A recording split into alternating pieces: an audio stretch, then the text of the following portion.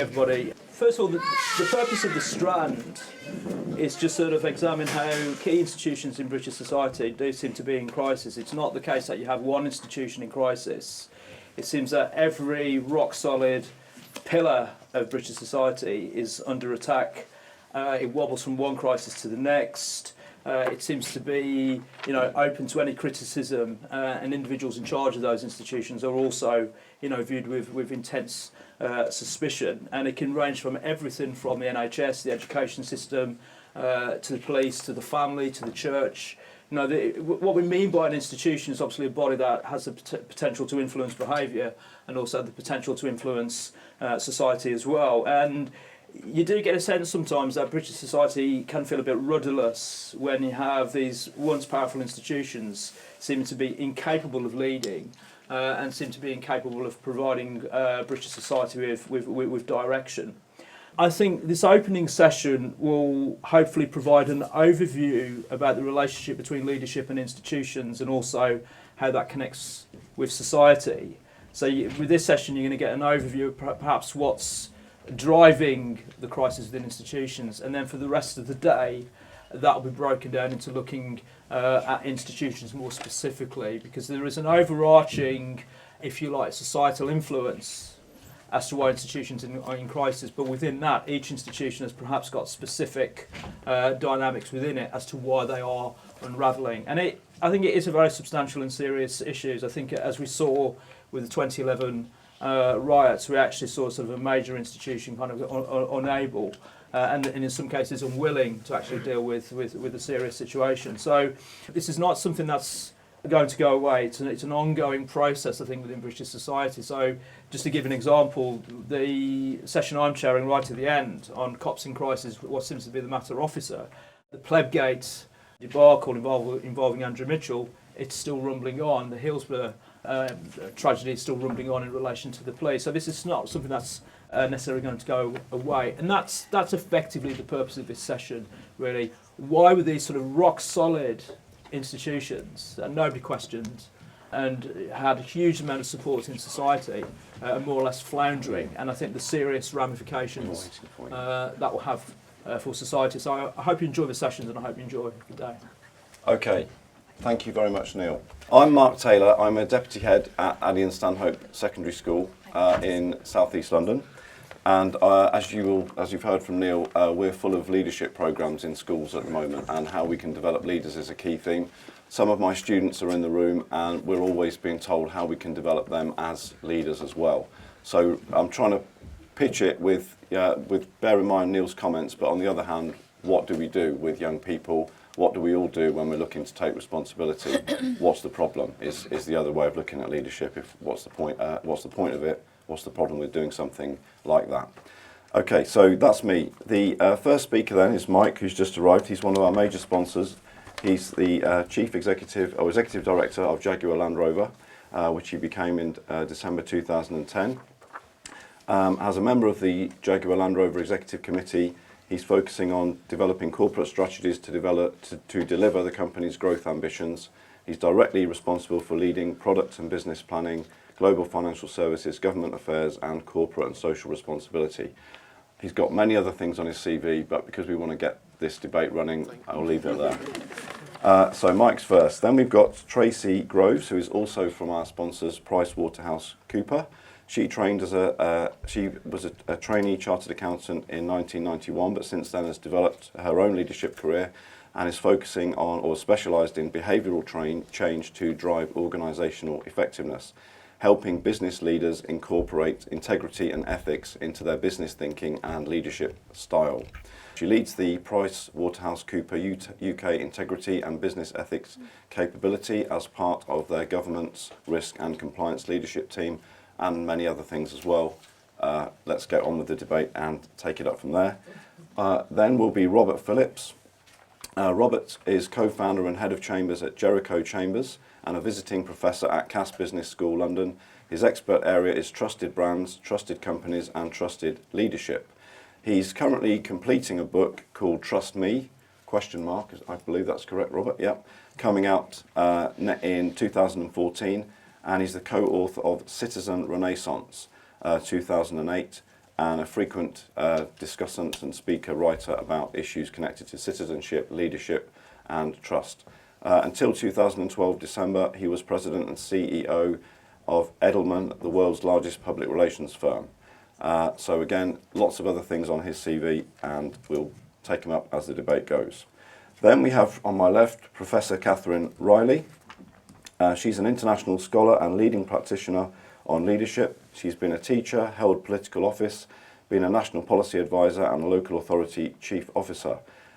She's worked with UNICEF, the Organisation for Economic Cooperation and Development, and the World Bank, where she headed its Effective Schools and Teachers Group. And she's most recent publication was a book on school leadership, or leadership of place. Just happened to have it. Yeah. Okay. Leadership of place. Yeah. Okay. So you may see different themes in the way these people or speakers address leadership as they develop their arguments. Finally, on the left, Neil Davenport is a former music journalist. He's been published in Metro, Select, Q, Uncut. He's a regular contributor to Spiked. He's contributed an important chapter to a book called The Lecturer's Guide to Further Education, which is about the rise and rise of credentialism, the idea that if you get a certificate, you're the man or the woman that matters. He's currently, though, Head of Sociology at the JFS Sixth Form Centre in Harrow, Middlesex, and teaches government and politics and sociology. Okay, so the title of the session is Great Leaders Born or Made. With no further ado then, over to Mike. Good morning. What a terrific question, great leaders born or made. I've immediately decided to share my perspectives from a people point of view, because also leadership is, you could say it's about brands, it's about other institutions, but I think most people in the room and generally are more interested in leaders as people and what people contribute to leadership. And I'm going to give you two perspectives. One very obvious one, which is business. I'm involved in business. I've been involved in business all my life. Through Jaguar Land Rover's history, we've had a number of different owners. So actually, I've had a great opportunity to witness not only different personalities of leadership, but also different nationalities in terms of leadership: Americans, Germans, and of course at the moment Indians. The other perspective I'm going to give you is as a fan, because I like sport. And one of the interesting things to me personally is if you, whether you like sport or not, actually the way in which people, particularly professional sportsmanship, stand up to the challenge of leadership, I think is quite interesting. So those are the kind of, if I hop about a bit, that's the reasoning behind it. I think the first point I'd make is the question is not how are great leaders made, but when are they made? And if you look at examples through business or indeed sport, by and large, it's not the building up of a reputation, although that's important. There isn't an event that triggers a moment in how we perceive those leaders to becoming great. Sometimes, quite often actually, it comes out of a crisis. Something unexpected comes out of the crisis that we suddenly say, well, that was we didn't expect that to happen. And the person at the forefront of that recovery from the crisis suddenly becomes renowned for great leadership. And I think there are many examples in business and outside of business that can categorise that. And one of the most interesting things of working in Jaguar Land Rover at the moment is people are almost astonished by our success, which is very nice, but it didn't come about by luck. There was a lot of personal leadership at all levels through the organisation, which has contributed to that, and I'll come back to that a bit later. The second aspect, or the second question, is were they made? I mean, were leaders trained? Did they go through some sort of great educational process in the broadest sense of the word? Or did they get it from experience?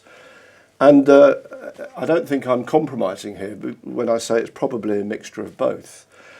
Clearly the great leaders that we think about probably had some technical or professional education in their life, but not exclusively. There are people who are great leaders in business who actually had very little business education in a formal sense. They're probably great coaches. And what do I mean by great coaches? They are prepared to take the risk of allowing people to flourish, allowing them perhaps to make a couple of mistakes. I mean, you don't want people making mistakes all the time, but they have a great capacity to bring the best out in the people that are around them. And in great corporations or in bigger institutions, you know, even though they're not directly accessible, they cast, and I'm sure we've all heard the shadow of the leader, they cast a shadow over the whole organisation where people can identify with what the leader is doing. They're probably very comfortable with risk and uncertainty. You know, there's this great myth that all great business plans and all sporting campaigns, you know, there was the perfect plan, it was written down, and all I can do is say, if you read a perfect plan, it's been written in retrospect. It hasn't taken account of all of the unexpected challenges that come along when you set a vision for a business or a team that you've got as a leader to overcome and find a way around. And increasingly in this day and age, in this world, those crises or those unexpected events can literally come through in minutes. You know, with the Twitter and all the rest of it, you have to be able to react within minutes and hours, not days and months. And your capability to do that is something worth thinking about. They also have probably some framework of control. Now, I think there's some myths about leaders. You know, they're absolutely manically in charge of everything. They're control freaks, and indeed, some of them are. I mean, if you accept that, you know, dictators are great leaders, I'm stretching the analogy a bit, but clearly they have a lot of control. But actually, every leader has some form of control or framework of control, which allows people to understand the rules of engagement, what they're permitted to do. And I don't necessarily mean that in a hard metric-driven sense. It's what they are allowed to do as, if you like, sub-leaders of the business. So I'm just going to conclude. I'll give you two examples who I think are interesting leaders. In sport, funny enough, in one of the papers today, there's a big article on Ferguson. And you can argue, is one of the great leaders of sport, and there are all sorts of myths about him.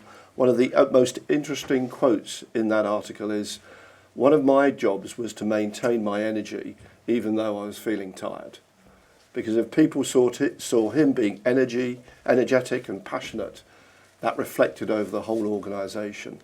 And as a leader, you do go sometimes into quite dark and lonely places, but you've got to find a way of making sure the rest of your team, particularly in a crisis, don't go there.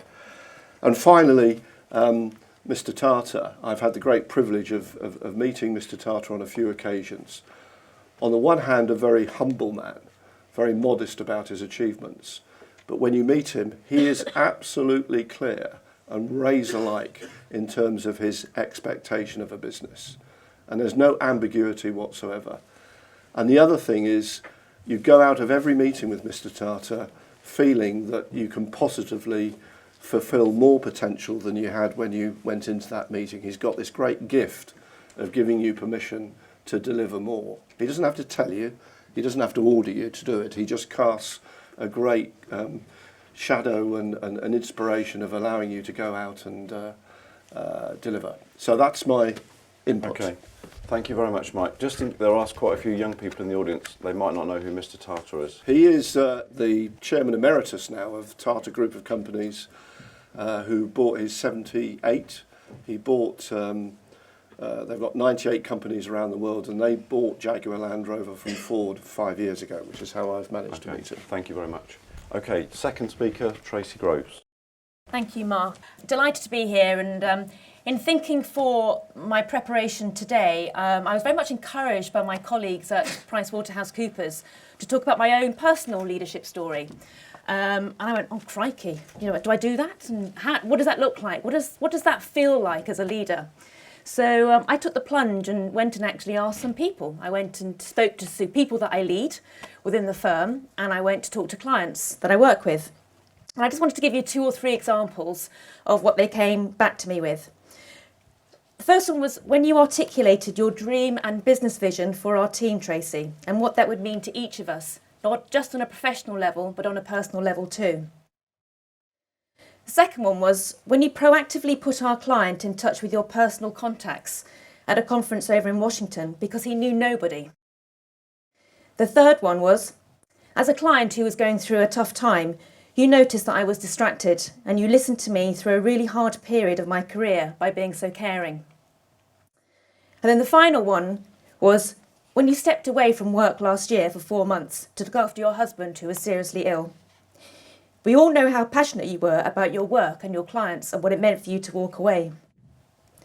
These examples are all ones that I instantly recognised and I recalled very easily.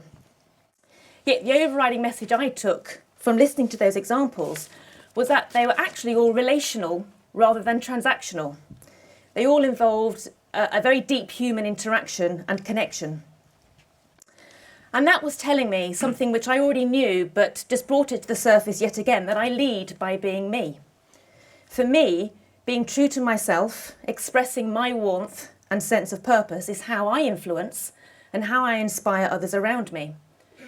My natural energy and enthusiasm reinforces my ability to motivate and encourage others around me. So back to the exam question, was I born or was I made in this way? So if we look at today's leaders, what they're doing is following a very long history of renowned figures, and they're studied on leadership development programs, on MBAs. And the problem, I think, with this personally is that we're so busy looking backwards and analysing others that we might be blocking our ability to unlock ourselves. What about our inner power and our unique sense of self? And let's be honest, leaders today are under intense scrutiny and pressure to be seen to do the right thing. In a world where there is no clear definition of what does that actually mean? What is the right thing to do? Whose judgement is being exercised to define this, given the myriad of various stakeholder groups we are now playing into, and on what is it being based? I think we appear to be suffering at the hands of leaders who have placed their desire to be right above the desire to achieve the right outcome. And I just think, and I do wonder how powerful it would be if leaders were to stop acting as if they were great leaders and actually just focused on what their personal strengths were of not only themselves, but others around them as well. Personal branding appears to be held in more esteem today than authenticity. So my belief, and I see this many occasions, is that there is a fundamental disconnect between leaders today and the people that are being led. Behavioural science and research is telling us that we must recognise the importance of connecting with people before we try to lead them. And this is backed up in a recent Harvard Business Review entitled, "Is it better to be loved or feared?" And this challenges the primary characteristics of leadership and identifies both warmth and strength as the two primary traits of influence and the two chief dimensions of social judgment. Strength relates to agency and competence, whereas warmth includes empathy, compassion, and trustworthiness. The research provides evidence that the way to lead and to influence is to begin actually with warmth. Warmth is the conduit of influence. It facilitates trust and the communication and absorption of ideas. Prioritising warmth helps you connect immediately with others around you, bringing your humanity to the fore and showing that you understand that you care. The net outcome of this, borne out again by the research, is telling us that the resulting trust provides the opportunity for a leader to connect and to change people's attitudes and beliefs, and not just their outward behaviour. So the question is, can our leaders today easily manifest their warmth and connect with others compared to those leaders in the past? What has changed? And I think we have to acknowledge that the context of leadership has changed dramatically. Globalisation, technology, increased regulation, the volume and speed of change has changed human behaviour and our society. So for me, as long as being right is esteemed above showing humility, as long as ego is elevated above empathy, and as long as rhetoric holds more value than performance, then I think we are still a leadership in crisis. A recent survey by PwC on millennials at work, the generation born between 1980 and 2000, many of you may be here in the room, further backs this up. Millennials want a leadership style that is markedly different from anything that has gone on before. You want encouragement and recognition. You want to feel that your work is worthwhile and that you are valued. In other words, what you're looking for is a human connection. You're exhibiting the primary needs of feeling included and a sense of belonging. So where's this taking me then? In summary, and to wrap up here, I genuinely believe that leaders need to take a long and hard look at themselves, at their unique strengths and their sense of self, and not to agonise what others think about them or leaders in the past. We need to look forwards, not backwards, when it comes to developing great leadership. And leaders must reconnect as human beings and recalibrate their personal levels of warmth and strength in order to influence through their authenticity. So, back to the question, are great leaders born or made? I actually think it's both. I think that we are all born with the capacity to act as great leaders. We all have humanity. We are all born with authenticity. But the risk is that we become unmade in a world where human warmth, connection and personal strength is not valued in our leaders of today. Thank you very much. Okay, third speaker is Robert Phillips. Thank you. I'd like to pick up on some of the points that Kathryn made, which I think are absolutely right. But to go back to where Neil started and the name of the sort of the day, institutions most definitely are in crisis. And that crisis is nearly always a function of failed leadership. And specifically, the failure of leadership to connect with warmth, with humility, to the real needs and purpose of society. My work concentrates on leadership and trusted leadership in business, and I would argue that conventional leadership models are simply no longer fit for purpose. And that's because leaders have started to see power as their purpose, not common good. And there's a whole argument around that. I believe, and my Twitter handle, Citizen Robert, may give the game away, I believe that the new models that we need to develop are co-produced with regular people and are much more citizen-centric. So when we talk about charismatic leadership or situational leadership or servant leadership, I think they're dead in the water. I just don't think they have a place in the future. Co-produced, citizen-centric leadership, I think, is the logical response in an age of citizen-centric power. What do I mean by citizen-centric power? Well, the megatrend that guides all of our lives now, not just because of technology and communication, is that of individual empowerment. So we're seeing these power shifts take place from state to citizen, from employer to employee, from corporation to consumer. And within that trend of individual empowerment, that's why citizen centricity is so important. But what we get is a world that is increasingly atomized and activist. And we get power and influence that is actually much more asymmetrical than it's ever been before. So therefore, what do new leaders have to do? Well, actually, they have to think and behave like activists in order to meet an activist world. They cannot behave like pseudo-rock stars or dictators, which is sort of what often happens in the workplace. And elites are clearly fading, hierarchies are crumbling. And to quote Professor John Cotter, it's in networks, not in hierarchies, where the big changes happen. So if we want to change the dynamic of leadership, we have to look to networks of influence, not to old hierarchies.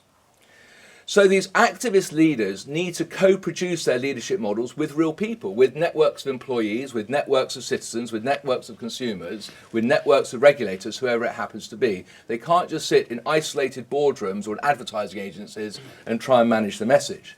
They have to be visionary, they have to be empowering, they have to be transparent, they have to be democratic, and they have to be transformational. And that democratic and transformational point, I think, is really important. Because basically they have to address what Occupy was digging at, which is we are the 99%. We cannot have leaders who only speak to the 1% and are part of the 1%. And if you switch that into popular culture, if you go onto the TV show Who Wants to Be a Millionaire, when someone asks the audience, they get the answer right 91% of the time. So asking the audience, asking the citizen crowd, combining your thinking with their thinking allows leaders to be the 91%, if not the 99%. And in doing so, I think you begin to realign business leadership, but political leadership also, with the real needs and purpose of society. And finally, on this issue of trust and trusted leadership, citizen-centric leaderships understand one thing fundamentally, which is that trust and trusted leadership is an outcome, not a message. Now, most leaders historically stand up and make inane speeches about you must trust me because I trust you and other rubbish like that. They're just given speeches and they try and use trust as a message, not as an outcome or as a behaviour. So trusted leaders need to stop talking about trust and start earning trust. And the way to earn trust is through your actions, not through your words. And to your point, it is absolutely about doing that with humility, warmth, and connection with regular people. So in business, which is the main area of my work, this means that leaders fundamentally will have to change their behaviours before they change their communication. And business leaders that don't change their behaviours will simply sleepwalk over the cliff. And the danger is they and their institutions will take society with them. Thank you very much, Robert. Fourth speaker, Kathryn Riley. Thank you. I come to our question from many routes, as a teacher, as a researcher, as a policymaker, team leader from the World Bank, school governor and parent. I think that's taught me a lot about leadership. And I want to start with making 3 brief comments about what I call the leadership beast. First of all, I think the term is very overused. I'm told there's some 350 definitions, and this assumption that if somebody has the title director of, head of, minister for, this makes them a leader. This is not the case. Secondly, there's no one way of leading. Leadership is bound in culture and context and place. And I learned this very strongly in Vietnam, where I began to see how communist and Confucian traditions put a very different take on leadership from ones that we're used to here. And my third sort of starter point on the leadership beast is this. I think there's a contamination in our thinking about leadership. We muddle leadership with management. Managers keep the systems rolling, and that's really important. And leaders ask, what are those systems for? And I want to just take us now, just very briefly, want to talk about what I call authentic leadership and what I call misleadership. Authentic leaders, I think as colleagues have already said, are humble, self-aware, they tell a story. They take us on a journey. This is where we're going and this is why we're going on it. They know that in this life today, which is very liquid, very fluid, very uncertain, that place matters. And I learned this when I did the research for my book, Leadership of Place, Stories from the US, UK and South Africa.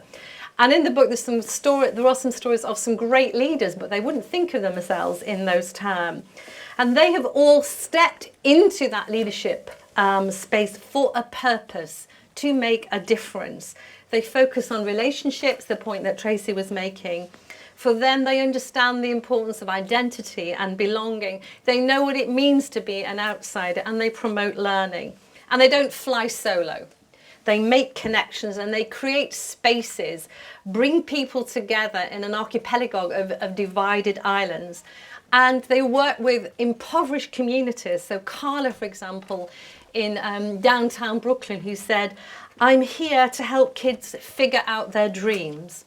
Now, the end result of this kind of leadership is that people leave a school or an organisation and they feel good and they take that positive legacy with them wherever they go in their life. But that's not the case with the misleader. Misleaders have a very different worldview. They are over-controlling, narrow, penny-pinching, fuzzy.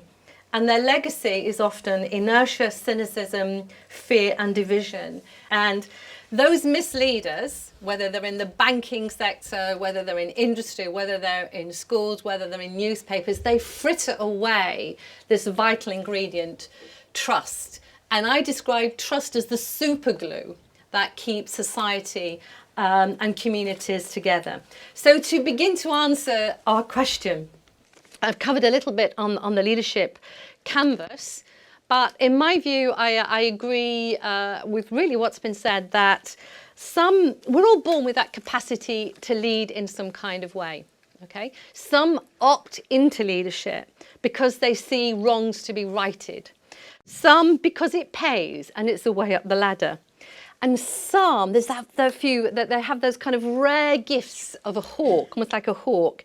They possess that marvellous capacity to appear to see to the future and to see the backwards at the same time. And they carry in their leadership the sunlight on their feathers. And to us mere mortals, they appear to have the power of sight. And there's just a few of those around. Now, whilst I don't think you can teach everybody to fly, what you can do if people are open, if they take what I call their leadership pulse, if they're self-aware, if they think about the possibilities, if they're open, then they can become good leaders and maybe great leaders. But as to those misleaders, what I have to say there is those who do harm in the places where they claim to lead, we have to weed them out. My final point is this. When I did my research on leadership of place, I met this wonderful young woman called Mosa. And it was in the school that Nelson Mandela had gone to when he was a boy. And she said to me, I may be poor, like my president, Mr. Mandela, but I will work hard and maybe one day I will be the first black woman president of South Africa. And it seems to me that what we have to do is embrace nurture and nature, and just looking at all the wonderful young people here, recognise the natural gifts that many young people have and maybe not carrying as much baggage as some of their elders, and let's harness that.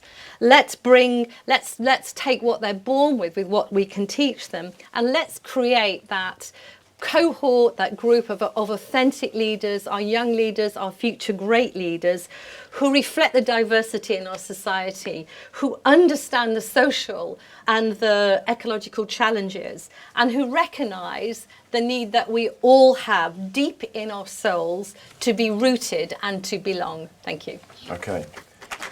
Thank you very much. Final speaker, Neil.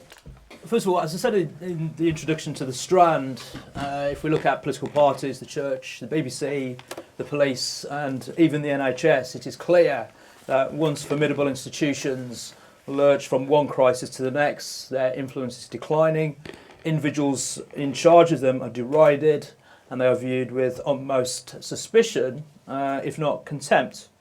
Such institutions, once pillars of British society and the British establishment, were central to the future direction of British society. Now it seems they're directionless and vulnerable to any accusations thrown at them. In the case of political parties, they're simply empty shells of what they once were. And it begs the question, just to follow on from what Kathryn was saying, whether fresh leadership, new leadership or young leadership can turn such institutions around and make them powerful sources of influence and direction across British society. Although schools, the NHS and corporate companies are big on paying lip service to leadership and offer leadership courses for aspiring team leaders, the idea of leadership goes against the supposedly egalitarian, everyone must have equal respect tenor of the times, and I think this chimes in with what Robert was saying. As the Occupy protesters made clear a few years back, leadership is believed to be elitist, stuffy and potentially an imposition on the self-esteem of the individual. To be told what to do, even for a supposed progressive or radical cause, is considered an outrage for any self-respecting young person. This automatic suspicion towards leadership, whether of individuals and institutions, is also down to the rejection of authority, the acceptance and trust in others to give orders as a guiding principle in society. The decline of authority, powerful institutions, I would argue, has gone hand in hand with the rise of protecting and recognising the emotional well-being and the potential victim status of individuals people are in contact with. So I'll just give you an example. In schools, I'd argue that the people with the most authority within the education system is not necessarily teachers or even the headmaster, but the child psychologist, special educational needs expert. These are the individuals who will safeguard a child's self-esteem throughout their schooling years, and safeguarding that self-esteem has a higher source of authority than traditional authority mechanisms within the education system. This is true also amongst the legal system, the BBC, hospitals, the police, and politicians who make unguarded comments. Individuals' fragile psychological states have to be recognised by people in a position of leadership rather than people recognising somebody else's authority. What has happened is that in order to be seen, to be connected with people in British society, such institutions have encouraged people to see themselves as potentially damaged, in need of help and support. But ironically, I think this has only had the effect of encouraging some people to make further demands for recognition and even recompense on institutions and effectively hold them to ransom. Often it is a perceived failure to recognise somebody's hurt feelings or have unwittingly caused offence that has destabilised many once rock-solid institutions in British society. But the sort of rise of assertive victimhood, is how I characterise it, against institutions has also happened due to the absence of wider social solidarities that arose out of organic relationships between key institutions and citizens in society. In the past, authority was actually based on an organic relationship with others, and this established the legitimacy for decision making and provided the basis for real leadership. And I would argue, I think this is why leadership cannot be taught within or by institutions. If we take political parties, for example, they do not have a real constituency to engage with others. You know, if you want to see a crisis of leadership, you only have to look at Ed Miliband. So it is only by engaging with the masses of people do their decisions and actions become accountable, and it is only by being prepared to be accountable that real leadership can emerge. So leadership has to have a relationship with the constituency, and it has to have accountability as well. As such then, genuine leadership can only arise when such organisations have a substantial vision of how society should be organised and the ability to take a large amount of people with you. It may also lead to a significant political opposition against such a vision as well. Indeed, the political battle between the wider British establishment and mass opposition movements in the past was what led to the creation of such institutions, such as the police, the legal system, the BBC in the first place. The creation of institutions that contain such battles was how genuine leadership was formed, and thus cannot be taught or learnt. So leadership is only generated through a real struggle where something substantial is at stake for either side. So I just want to finish off on, so for the last 20 odd years, the old leadership institutions of British society have been disorientated because they no longer have that political threat through which to organise against. Real leadership was based on a battle to either safeguard the existing social structures in society or fundamentally change society. Ironically enough, it's the demise of any opposition or political threat in society which has had an unravelling effect on those institutions as well. Whereas they once were vital to maintaining the status quo, now they're empty shells devoid of their old guiding, protective purpose. Leadership of such institutions cannot be created with the right seminars and through the right PowerPoints, but only through political struggle in wider society will people feel that something serious and significant is at stake. Okay, thank you very much.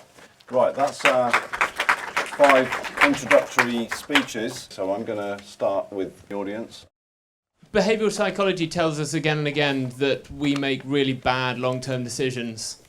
How should leaders act when the 99% are wrong?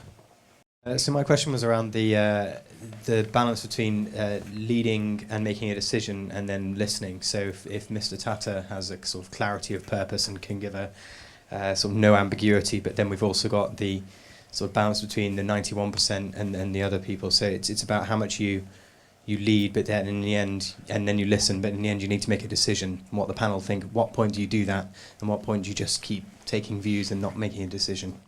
I'm not questioning the value of the sort of vision of leadership that you've outlined, each one of the speakers, but it doesn't seem to chime with me to what historically leadership has been seen as. I just wonder, when you think of the great leaders of history, Alexander, Caesar,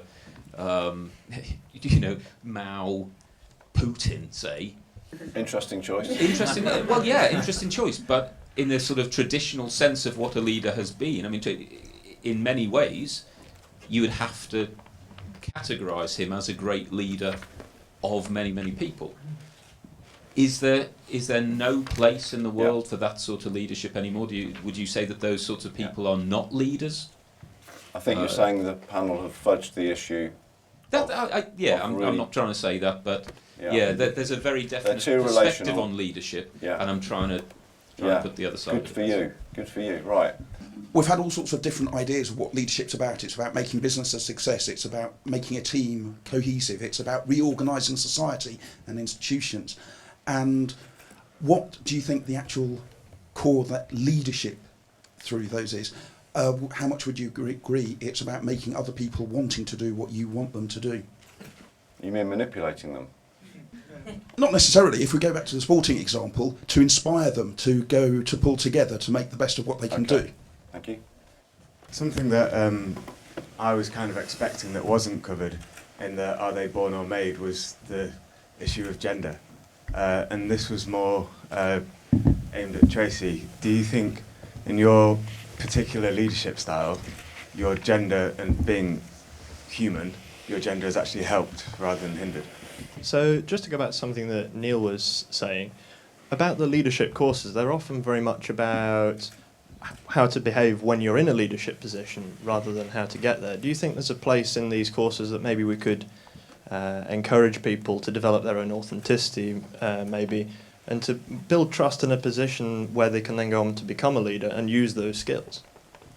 Hi, I just wanted to get the panel's thoughts on online leadership like Twitter and blogs and things like this, as opposed to the old leadership of inspiring speeches and the contrast and how that might change leadership going forward. The question is great leaders born or made. I don't believe anyone apart from Neil has really addressed that. Where does leadership, well obviously look at it from biology, is where I come from, it's intersexual competition. To form a dominance hierarchy. Did you say intersexual, that's within sex competition. Okay. Dominance hierarchy is always either male or female, and obviously it's much more characteristic of males. Work organisations are hierarchical for a reason, because it's essentially a male organisation.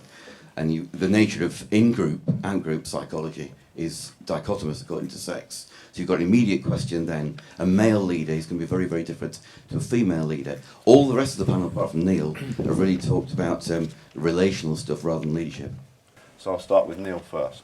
Okay, I just want to address the first question of leadership in relationship to if the 99% are wrong. I think what used to happen in the past when activists had failed to win people over, it was always very easy to sort of blame them and to blame them being brainwashed by the media and to blame their own stupidity. I would say that's very bad leadership, because in the sense that leadership, real leadership would say actually we weren't good enough with the arguments.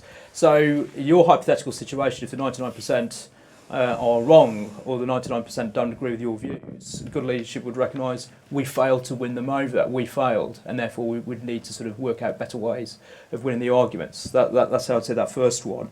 To the gentleman who gave a roll call of interesting historical leaders, well, I think I touched upon that towards the end of my introduction, in the sense that real leadership is forged when something substantial and real is at stake.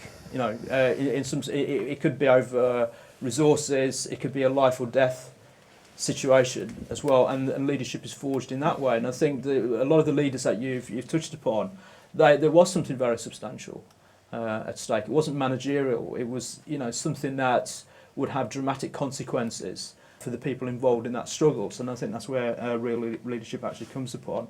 I think the gentleman over there touched upon a really interesting point about the issue of authority, because authority does go hand in hand with leadership. It's the capacity to get people to do something that they might not necessarily want to do, but they actually accept your legitimacy to give those orders. And I think what people in leadership situations are up against today, which is what I touched upon in the introduction, is that the higher authority is the self-esteem of the individual, and the psychological state of the individual is now the higher authority.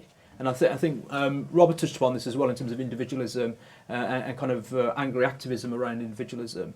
I think that's one of the fundamental things that's changed, is that you have to respect the authority of somebody's potential fragile psychological state. That trumps everything, and I think that's why a lot of these institutions and leaders in those institutions become unstuck.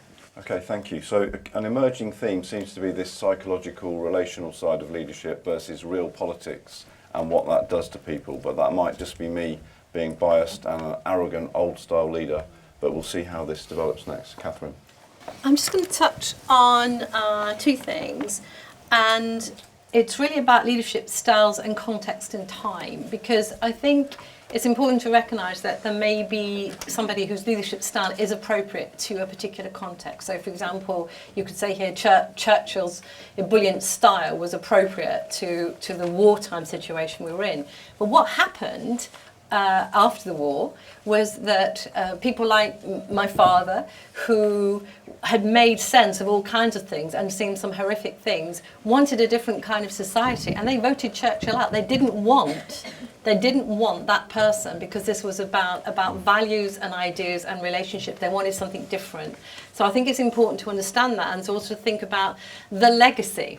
And so when I think of leaders, I don't think of all those military ones. My list is, particularly having spent so much time in South Africa, is people like Mandela, Tutu, Gandhi. And I think about the legacy. And I'm always interested, what is the legacy that people leave as leaders?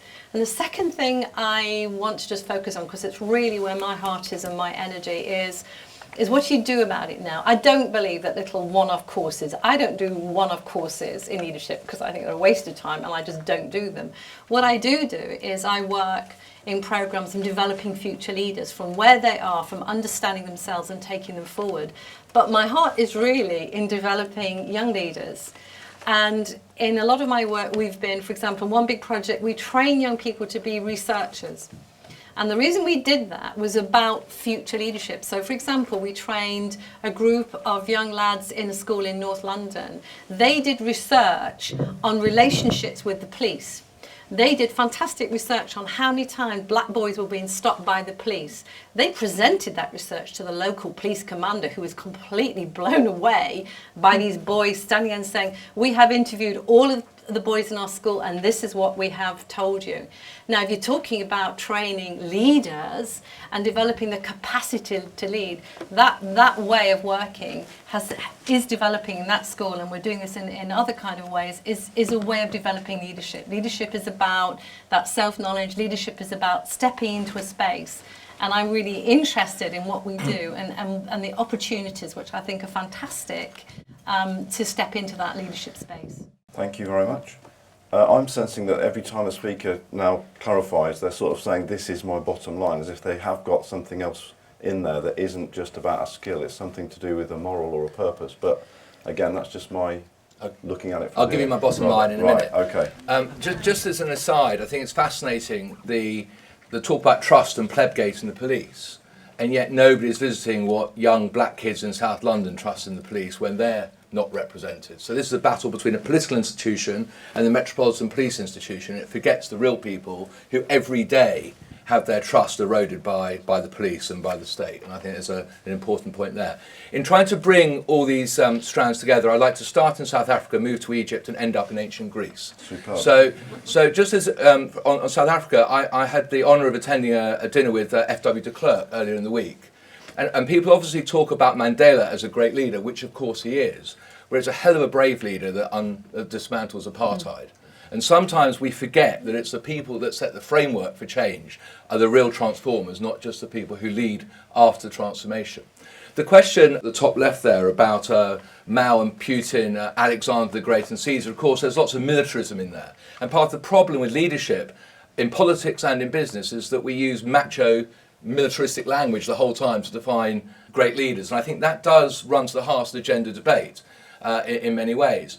Egypt is an interesting example because there you let the democratic genie out of the bag, nobody likes it, so back in it went. And you have to ask, for the betterment of the Egyptian people, is the militaristic solution of the Egyptian army, is the controlling solution of the Egyptian army better for the common good? It's an important philosophical debate that we want to have. I think that the key for good leadership for me, and somebody asked about Twitter and social media, is about listening and participation being the first step towards good leadership. So in the 1% addressing the 99%, in the hierarchies speaking down at people the whole time, they tend not to listen, they tend not to participate, and that doesn't inform their thinking. So I would struggle to understand why the 99% would be wrong, because it seems to me that there is a statistical likelihood that they will be right. But the point about the 99% is that leaders need to understand what the sentiment is, what the direction of travel is, what the needs are to inform better decision making. And part of the problem is if you remain in institutional hierarchies and among elites, your decision making becomes less good. And this takes me on to ancient Greece, because the one leader that we haven't thought of in all of this is Aristotle and the whole idea of thought leadership and virtuous leadership. So when the Greeks were sitting around rubbing olive oil into each other's backs and contemplating the world, what were they talking about in terms of the nature of the polis, the nature of the state? And this is my bottom line. The polis, the state, was about the flourishing and well-being of all the citizens. It was not about the pursuit and the protection of power and authority. And therefore, the power and authority that has emerged in some of the institutional struggles that Neil talks about is not legitimised by the people. It's imposed from above. It's not led or created from within. So I would argue, to answer this gentleman's question about whether leaders are born or made, I would say leadership is born in the polis, in the common good, the common flourishing of all citizens. It is made in the polis, and it is sustained in the polis. And by doing that, you have properly legitimate authority, not the illegitimate authority of the misleaders. Really interesting. I thought long and hard about bringing it up in my opening words, actually, and I decided not to because I was actually intrigued and curious to know if it would come up naturally, and I'm delighted that it has, actually. We've done a lot of research on this in the firm, and it's something we take very seriously, and there's an acknowledgement that there is a gender gap, not only in the work that we do with our clients, but also within ourselves as well.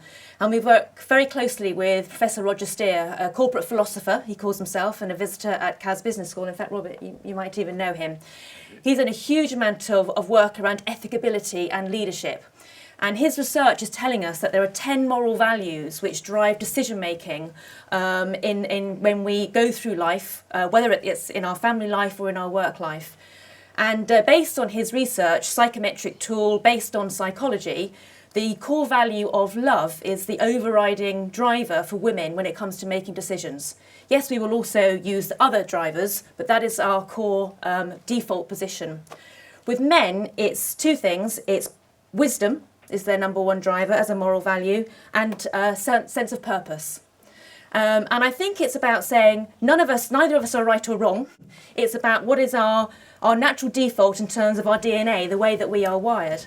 And I think it's about acknowledging we need to embrace that as a positivity in terms of how we make decisions and consider how we allow all of those 10 moral values to be part of a balanced environment in which we therefore grow as leaders. The second thing I wanted to pick up, apart from the diversity point, was the resilience point. And this comes to me when we talk about military leaders in the past. And in my head, what's common between us as leaders today and them is this resilience. If I think of Malala Yousafzai, the young Pakistani girl who was shot at the back of the bus going to school last year, I mean, she just inspires me. She is, fulfilling her dream and her ambition for every human being to have a right, particularly girls in Pakistan, to go to school. And girls and boys around the world are just fulfilled with this sense of purpose because of what she's doing and what she's saying. That must be driven by a sense of so much about what she stands for as a person and her resilience and her determination. And she's already, I think, publicly stated she wants to be Prime Minister of Pakistan. I'm going, go for it, girl. That's fantastic. She's a future leader for me in every sense of the word. So what's she doing any differently to Aristotle or anyone in the past? I don't think any differently. I think she's showing her humanity and her resilience in her ability to communicate and to engage others around her. Just picking up on a couple of leadership courses and how do you develop young leaders particularly. It may surprise you to hear that as far as we're concerned, institutionalised leadership development programs increasingly have a lot of limitations more than advantages. A company like ours, and forgive me for repeating what I said earlier in the opening session, we have in our 22,000 employees in the UK, we have a huge diversity of age, nationalities, sexuality, experience, and you can't kind of spot the young leaders of the future by just taking a sort of framework. A lot of companies used to have the company X way, and try to deploy that through your people and say, salute the flag and develop. The challenge now for business, largely because of some of the issues that we've spoken about, it's much more open. You have to listen not only to your employees, but you have to listen to your customers. And I don't mean that in a sort of complicit sense. I mean genuinely listen to what they say. Our customers in California have a very different view to our customers here in the UK, for example. So how do you develop a system that allows all of those inputs to come in and for the business to make the right decisions? And I agree, somebody mentioned the distinction between management and leadership. There is a big distinction there. But people expect leaders to, at the end of the day, do two things in our view. One is they have to inspire people to deploy whatever the decision is. And hopefully the decision is the right decision.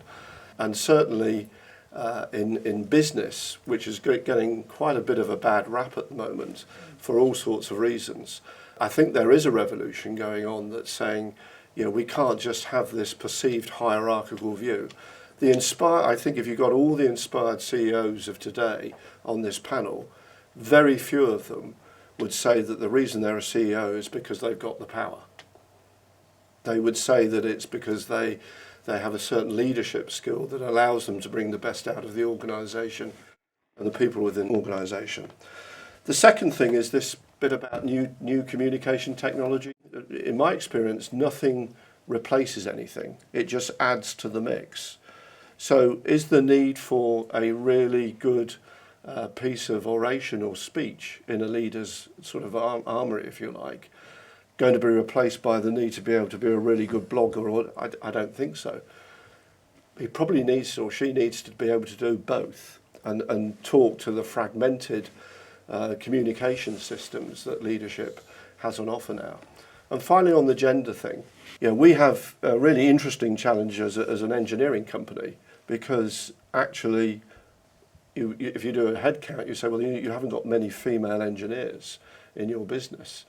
The real challenge for us, and one thing that we're working extremely hard on, and it goes right to schools, it goes right to the education system, it goes right to expectations, is actually we do need more female engineers. They offer, as Tracey said, a diversity and a difference, particularly in design and engineering.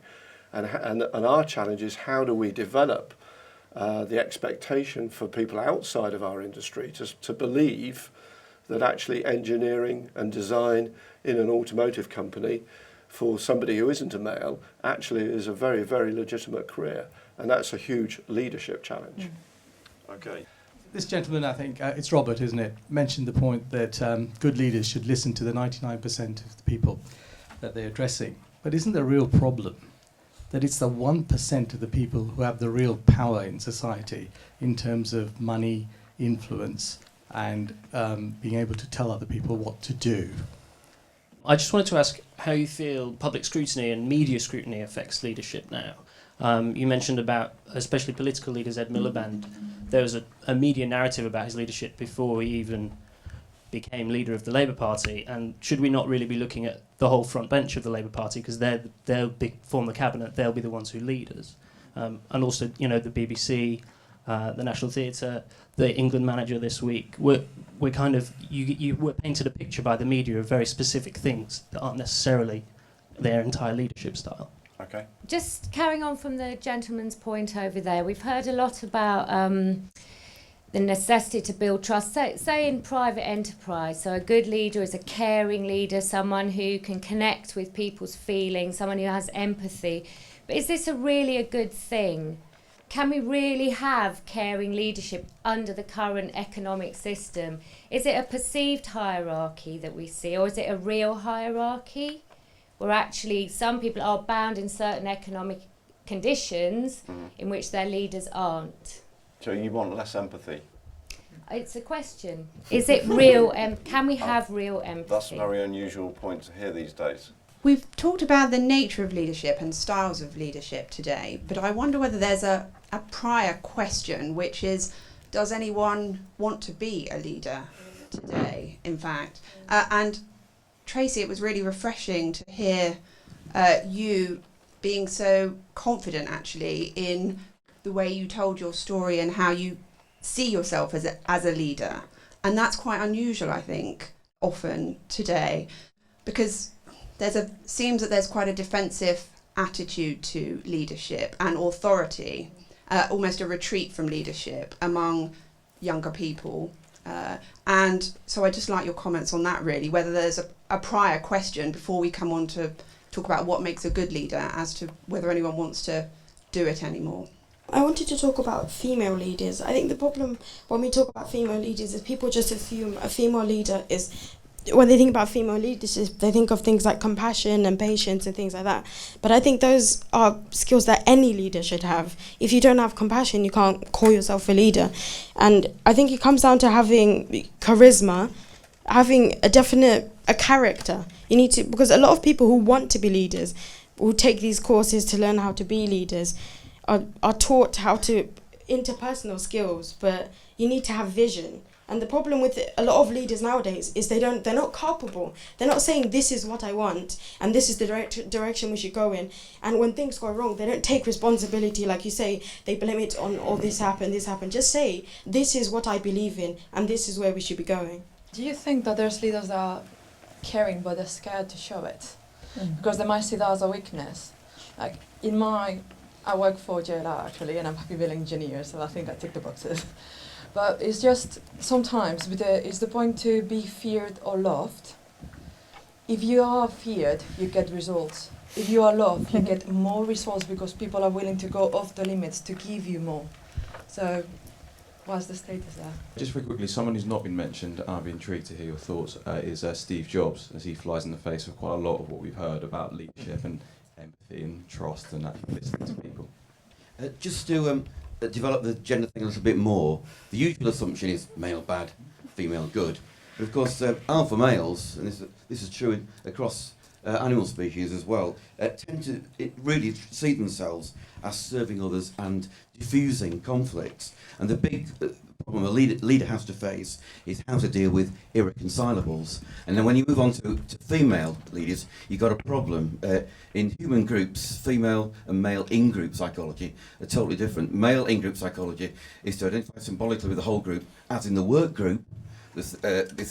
Males are embedded in a hierarchy, where females are in chains of personal networks, and this is why females hate female managers, because of course female in-group does not identify with the whole in-group, it's just their personal favourites, and that's a fundamental problem with female leadership. Okay, fundamental problem with female leadership is now on the table. I'll be quick because I just want to manly and vehemently disagree with the last guy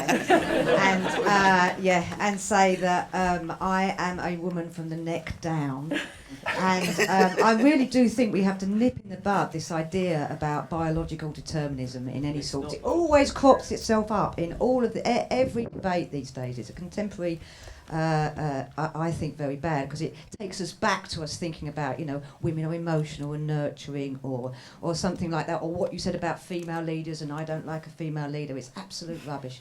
And I also think that I'm a bit confused with what you're saying on the panel, because I really like the idea, apart from Neil actually, I really like the idea of you saying it's about context and it's about the time, but actually it feels like we are all still trying to say you have to be compassionate or you have to be that to be a leader. And I've been led by a lot of people, some of them bastards, some of them very compassionate, but they've actually got vision. Couldn't agree more with you in there. I'll shut up. In terms of whether you can be made a leader or you're born a leader, how far do you think a basic education is necessary combined with natural talent or IQ? So maybe not specific leadership training, but actual straightforward education. Yeah. With the gender thing, do you think the actual gender stereotypes we have and this whole psychologising of men and women are actually really unhelpful?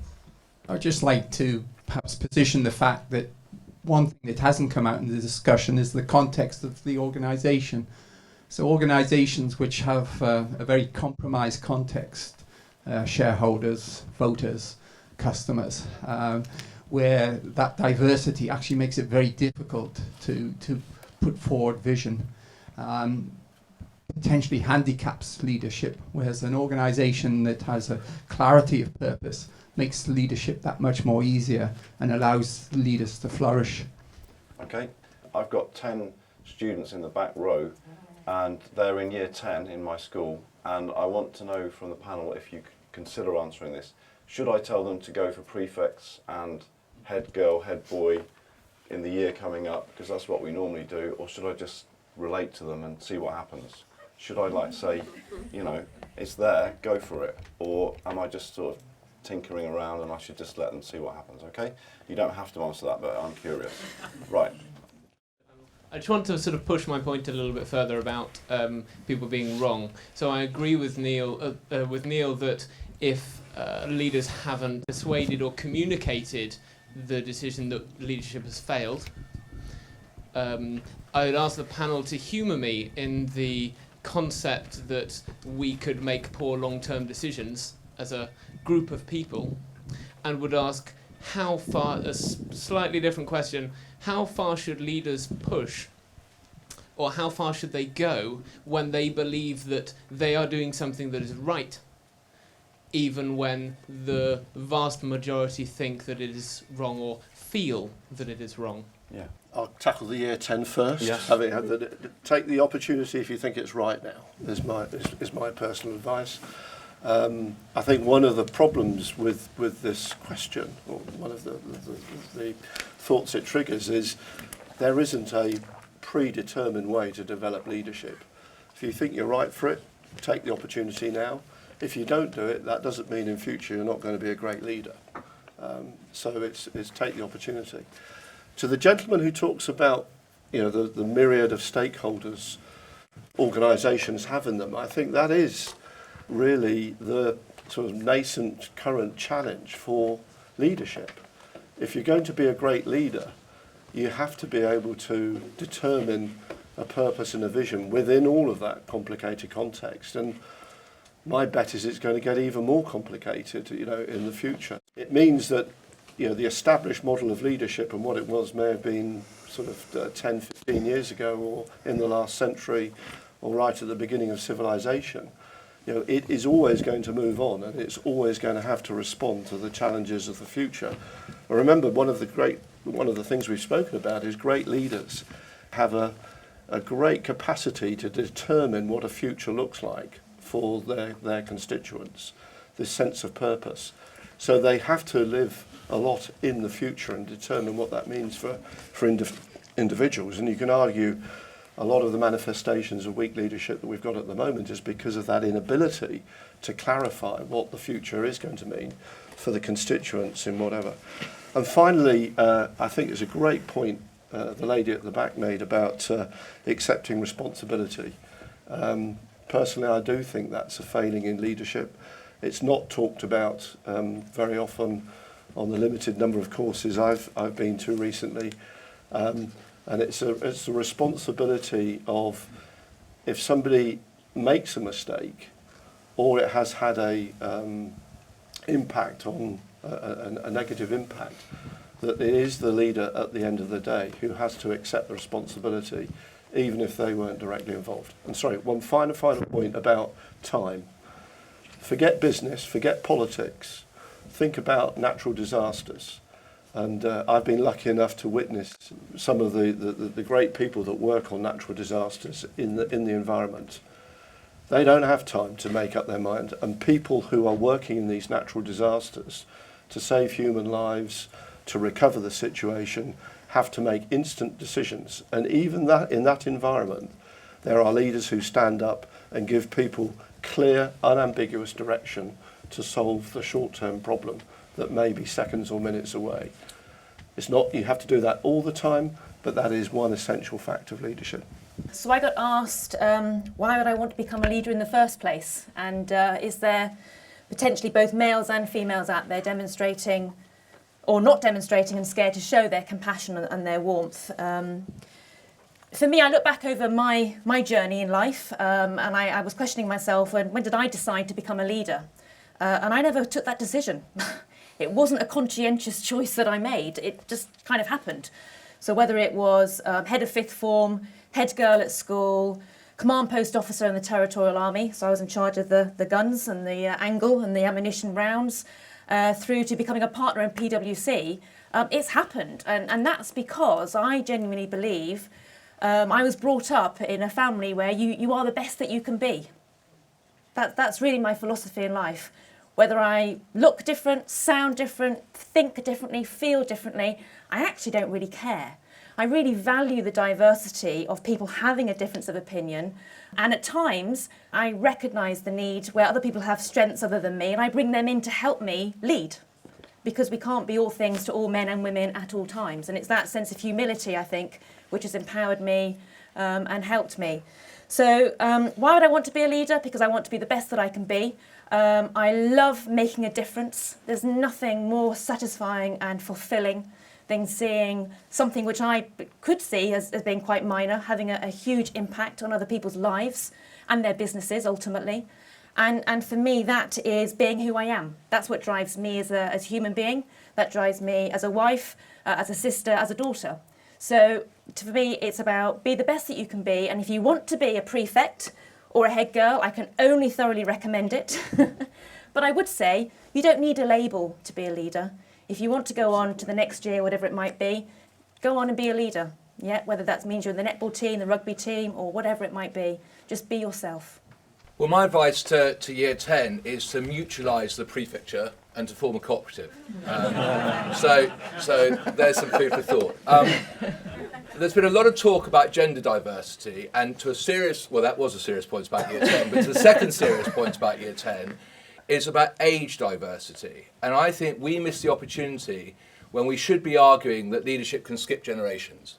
So this whole idea of just hand-me-down leadership, sort of dead men or dead women's shoes, usually dead men's shoes, is completely redundant. And we should be brave enough as existing leaders to invite new generations into the leadership model. And I think that's very important. In answering the various questions, I want to talk about probable futures, possible futures, and then why Margaret Thatcher is to blame for everything. So in the probable future, I think this speaks to the 1%. I think it absolutely speaks to the 1%.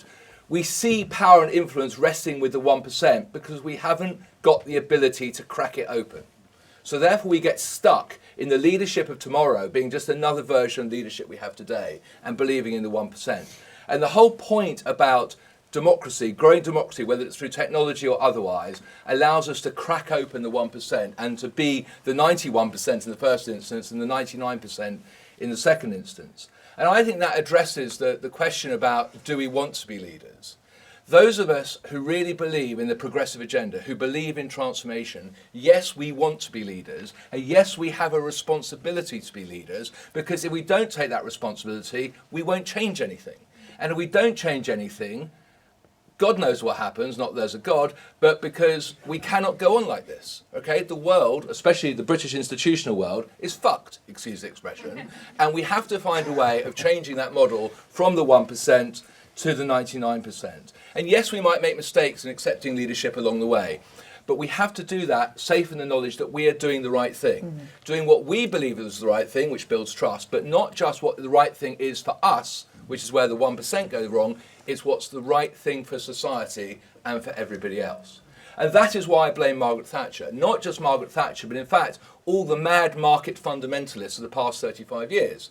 Because what they've done is they've taken the moral argument out of the leadership argument. They've taken away from the public discourse the whole idea of what doing the right thing is. And instead of saying, actually there is a role for the state, actually there is a role for active citizenship, they said, well, let the markets decide.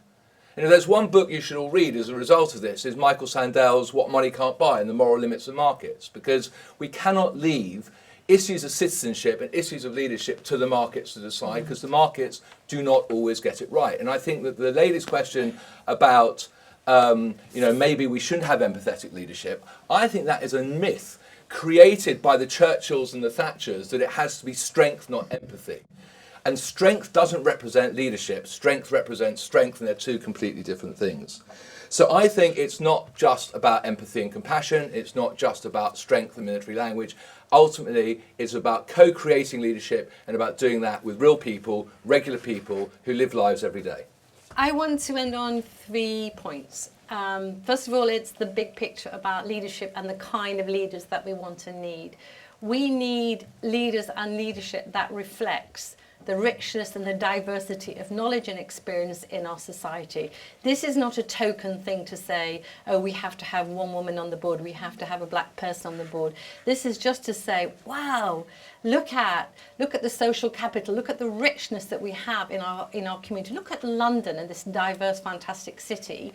Let us make sure that we do everything to create the leadership space so that people from different backgrounds feel that they can step into it.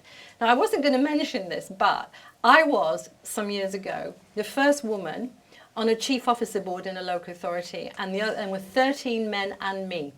And I have to say, it was probably the worst and the best experience of my life. It was awful, awful, awful, awful, in that the chief exec didn't want me there. I would speak and he would ignore me. It was a horrible experience. However, working with some of the men, all white men, we began to change that and we began to shift it. But I know how isolated and how difficult that was for me. We have to change the way leadership is constructed so that people can step into that space from very diverse backgrounds. Secondly, we do have a problem now of some people not wanting to step into leadership because what somebody was saying over there, because of the economic issues, because of the way the economy is, because of the way of things are controlled by government. And what we have to do, and I'm really supporting what you're saying here, is say, you know what? If we get the right people and if they are really working together and leading for a purpose, for the common good, just look what can be achieved. And so we have to encourage people to step forward. And you don't have to be that gung-ho, dynamic, fantastic person. Some of the best and the great leaders that I know are very quietly spoken, they're very diffident, and yet they lead in a wonderful kind of way, and we need to remember that.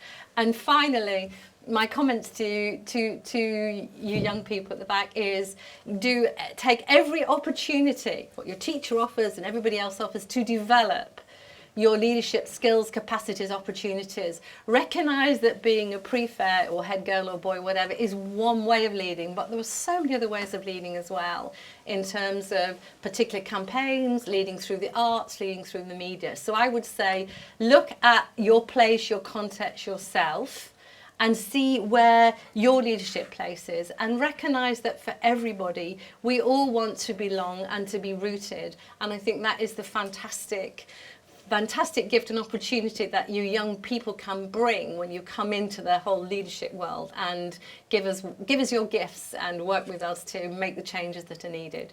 Okay, and finally, Neil. Okay, a couple of things. I just want to pick up on something that Robert was saying about Thatcher. I mean, I actually thought Thatcher was an example of good leadership and bad leadership at the same time. I think she was a good leadership in the sense that she had that old-fashioned Machiavellian approach to dealing with, getting her agenda across. She was pragmatic when it needed to be, and she was kind of forthright and decisive when it also needed to be as well. And it's always slightly embarrassing that the left's response to Thatcher's leadership was to sort of throw out words, obviously just sort of macho nonsense, as I think some leftists actually said about Arthur Scargill, which is just all sort of macho nonsense. We don't have anything to do with it. And I think what Thatcher actually exposed was the crisis of the leadership on progressives at that particular time. But Thatcher was also an example of bad leadership, and it's a sort of a sign of what happens when you undermine your own constituency and you chip away at your own support in society. Because as we've discussed already this morning, real leadership only has a proper meaning when it has an organic connection with people, and it's only through having an organic connection with people that you can have authority and legitimacy to actually make decisions. Somebody was saying about whether leadership should display emotion. Well, again, ironically enough, for some leaders, that's been the way through which you try to create new sources of authority. So Tony Blair, at any given situation, would make sure his eyes would be welling up and he'd be blubbing over Princess Di. Why did he do that? Because he was, instinctive enough to realise this was the way the wind was blowing, that his authority was trying to tap into the authority of emotion and to tap into the authority of sort of psychological damage. But I think we need sort of far less of that. And that sort of emotional scrutiny goes back to the other question regarding, media scrutiny. But again, media scrutiny and oppositional scrutiny is not necessarily about decision making and the outcome of decision making, because that's what real scrutiny should be about. Too often, the scrutiny is actually about etiquette and manners, whether they have said the right word, whether they have made an inappropriate joke. as what happened with Roy Hodgson this week. So that's what scrutiny is about. Scrutiny is about making sure that your etiquette is correct, rather than necessarily that the political decisions that you've made are actually the ones that are worthwhile for society. Thank you very much. Okay, we have finished, but before we go, unless you're staying for the next session in here, I'm going to ask a quick question. Put your hand up, please, if you think great leaders are born. That's not exactly a majority. The 99% aren't here. And if you think great leaders are made, more, and some combination. Oh, yeah, okay.